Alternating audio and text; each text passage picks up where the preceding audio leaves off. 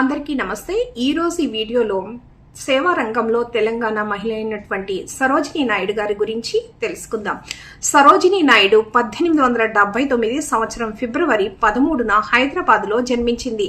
1915లో ఈమెకు మహాత్మా గాంధీతో పరిచయం ఏర్పడింది. 1930లో గాంధీజీ పిలుపునందుకుని ఉప్పు సత్యాగ్రహంలో పాల్గొని ఎర్రవాడ జైల్లో శిక్ష అనుభవించింది. ఈమె ఆంగ్లంలో ఎన్నో కవితలు రచించి కవయిత్రిగా మంచి పేరు సంపాదించింది. అంతేకాక భారత కోకిల, నైటింగేల్ ఆఫ్ ఇండియా అని ప్రసిద్ధి పొందింది.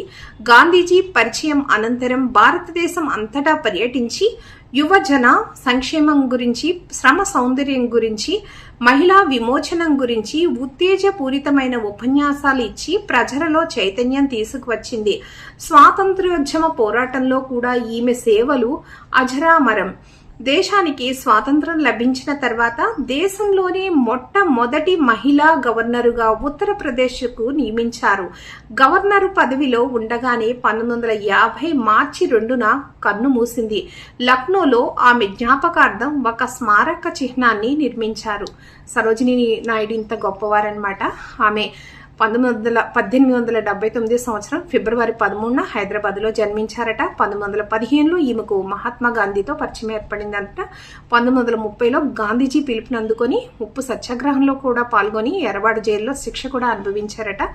ఈమె భారత కోకిల, నైటింగేల్ ఆఫ్ ఇండియా అని ప్రసిద్ధి పొందారు. గాంధీజీ పరిచయం అనంతరం భారతదేశం అంతటా పర్యటించి యువజన సంక్షేమం గురించి, శ్రమ సౌందర్యం గురించి, మహిళా విమోచనం గురించి ఉత్తేజపూరితమైన అనేక ఉపన్యాసాలు కూడా ఇచ్చి ప్రజల్లో చైతన్యం కలిగించారట. స్వాతంత్ర్యోద్యమ పోరాటంలో కూడా ఈమె సేవలు అజరామరం, అంటే ఎంతో గుర్తుంచుకోదగ్గవి అన్నవి. దేశానికి స్వాతంత్రం లభించిన తర్వాత దేశంలో మొట్టమొదటి మహిళా గవర్నర్గా ఉత్తరప్రదేశ్కి నియమించారట. ఈవిడ్ని గవర్నర్ పదవిలో ఉండగానే 1950 మార్చి 2వ తారీఖున కన్ను మూసారట, చనిపోయారట. లక్నోలో ఆమె జ్ఞాపకార్థం ఒక స్మారక చిహ్నాన్ని కూడా నిర్మించారట. ఇది సరోజినీ నాయుడు గారి పరిచయం. ఓకే స్టూడెంట్స్, ఈ వీడియో నచ్చి మీకు ఉపయోగపడితే లైక్ చేయండి, షేర్ చేయండి, సబ్స్క్రైబ్ చేయండి. Thank you students.